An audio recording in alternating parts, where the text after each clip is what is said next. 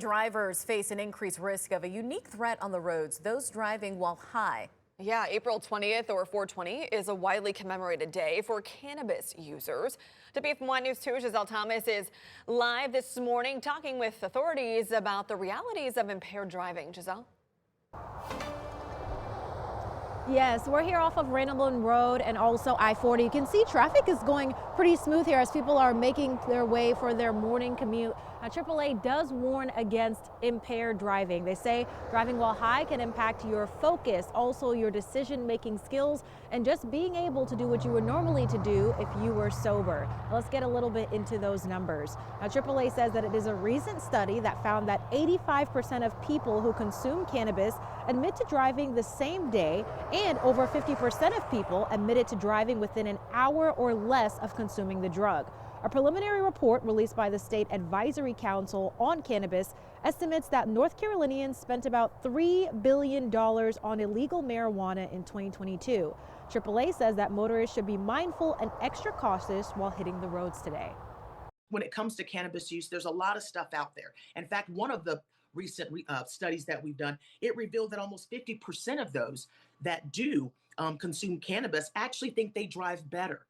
I mean, and that to me is alarming.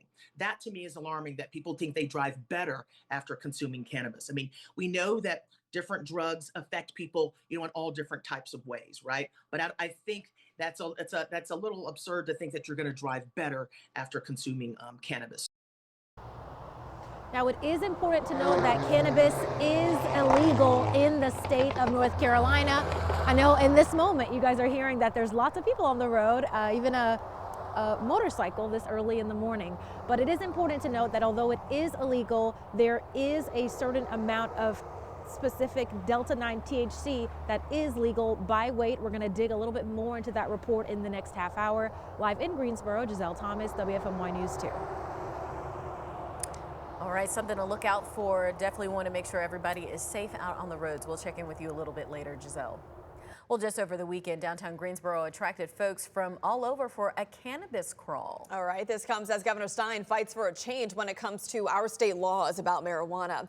Stein has been vocal about wanting the drug to become legal or crack down on loopholes in the law. Saturday's event allowed patrons to roam shop to shop, sampling THC drinks, gummies, and rolling joints. It is possible because these products come from hemp, making them legal under federal law if they stay under a certain THC limit. While the state is calling for action on hemp and cannabis, the federal government could move first. A federal update set to take effect this year could tighten the rules on hemp and limit products like those sold over the weekend.